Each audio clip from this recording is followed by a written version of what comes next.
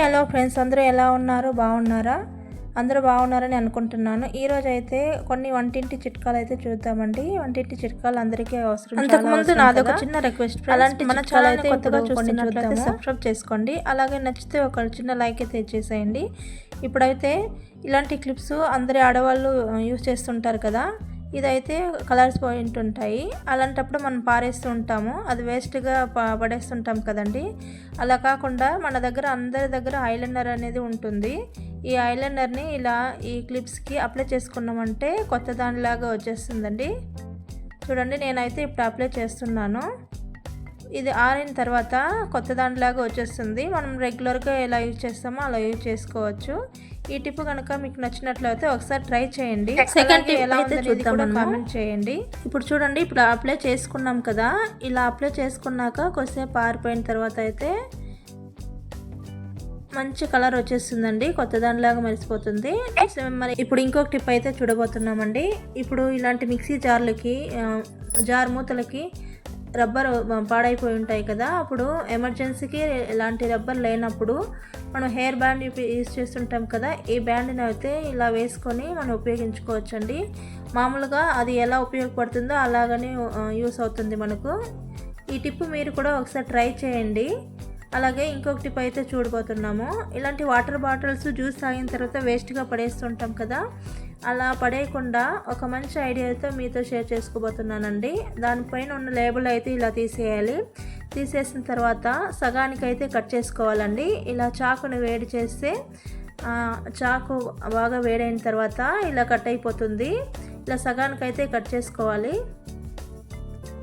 ఇలా కట్ చేసుకుంటే మనం ఏదైనా ఉపయోగించుకోవచ్చండి. దీంట్లో ఒక స్పూన్ హోల్డర్గా కానీ, పెన్ హోల్డర్గా కానీ, దేనికైనా కూడా ఉపయోగించుకోవచ్చు. ఇప్పుడైతే నేను బ్రష్ వేసి చూపిస్తున్నాను.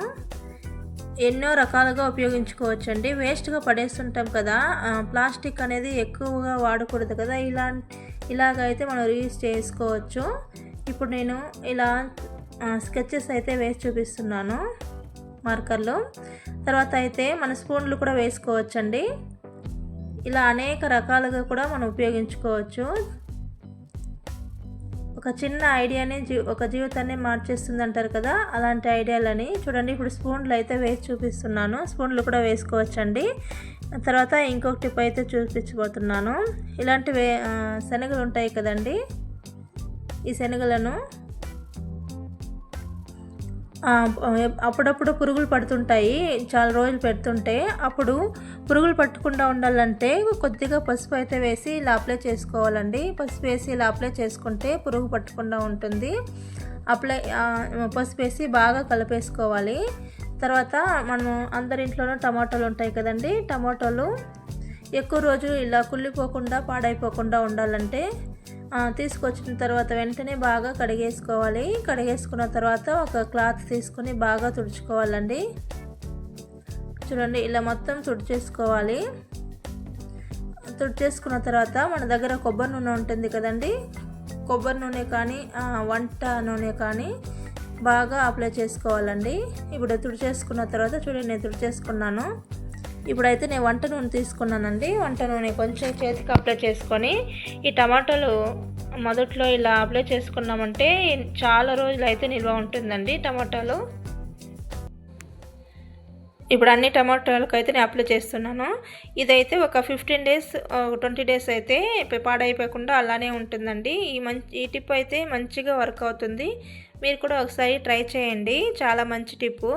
తర్వాత ఇలాంటి ఆయిల్ డబ్బాలు అయితే మనం ఉపయోగిస్తుంటాం కదండి. అది జిడ్డుగా ఉంటుంది. మనం మామూలుగా సోపుతో కడుగుతుంటే కూడా అది సరిగ్గా పోదు, బ్లాక్ మచ్చలు అలా ఉంటాయి. ఈజీగా ఇది ఎలా పోవాలనేది ఒక మంచి టిప్ అయితే నేను మీతో షేర్ చేసుకోబోతున్నాను. చూడండి, ఆయిల్ అంతా అయిపోయిన తర్వాత మనము వాడగా ఇలా బ్లాక్గా చిన్న స్టాచెస్ లాగా పడిపోతుంటాయి కదండి. అది ఈజీగా వెళ్ళిపోతుంది. మనం ఉపయోగిస్తాం కదండి కోల్గేట్ పేస్ట్. ఈ పేస్ట్కి ఇలా అప్లై చేసుకొని స్టీల్ స్క్రబ్బర్తో బాగా మనం ఇలా రబ్ చేసుకుంటూ కడిగినామంటే, తోమినామంటే చాలా ఈజీగా మురికలన్నీ వచ్చేస్తుందండి. అది తొందరగా వచ్చేస్తుంది. సోప్తో అయితే చాలా టైం పడుతుంది అది నీట్గా రావాలంటే. ఈ కోల్గేట్ పేస్ట్తో మనము తలతలా మెరిసిపోతుందండి ఇలా కడుక్కున్నామంటే. ఒకసారి మీరు కూడా ట్రై చేయండి. ట్రై చేసి ఎలా వచ్చిందనేది కామెంట్లో చెప్పడం మాత్రం మర్చిపోకండి. అలాగే నేను చెప్పిన ఏ టిప్పు కానీ మీకు నచ్చితే ఆ టిప్పు నచ్చిందనేసి కామెంట్ చేయండి. ఇప్పుడు కడిగి చూపిస్తున్నాను చూడండి.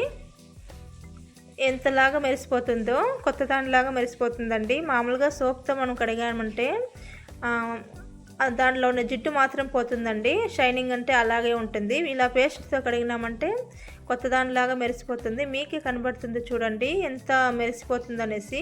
అప్పుడే చూపించిన దానికి ఇప్పటికీ ఎంత తొందరగా మురికి బాగా వచ్చింది. తర్వాత ఇంకొక టిప్ అయితే నేను మీతో షేర్ చేసుకుంటానండి.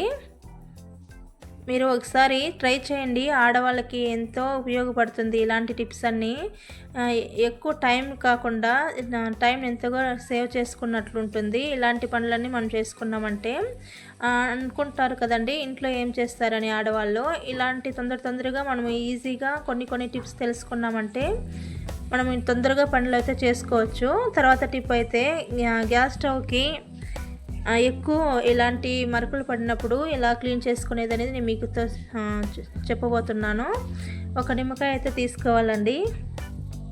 నిమ్మకాయని బాగా ఒక నిమ్మకాయ అంటే సరిపోతుంది. ఇలా సగానికి కట్ చేసుకొని ఈ మురికి పైన అయితే బాగా పిండేసుకోవాలండి. ఎక్కడైతే మురికి ఉందో అక్కడైతే బాగా పిండేసుకోవాలి.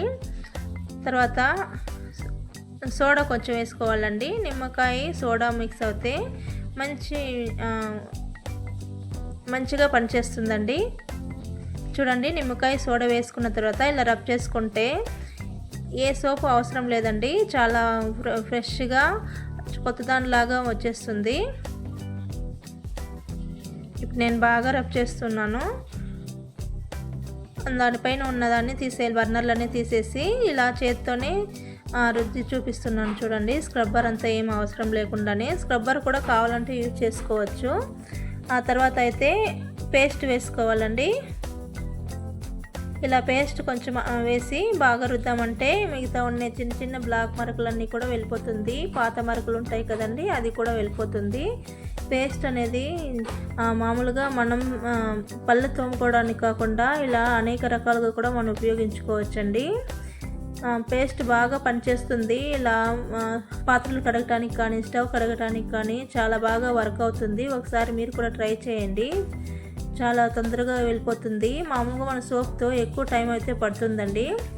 ఇలాంటి కొన్ని టిప్స్ మనం పాటించినామంటే తొందరగా అయిపోతుంది. చూడండి, నేను ఇలా చేత్తో రబ్ చేసిన తర్వాత స్క్రబ్బర్తో అయితే రబ్ చేసి చూపిస్తున్నాను.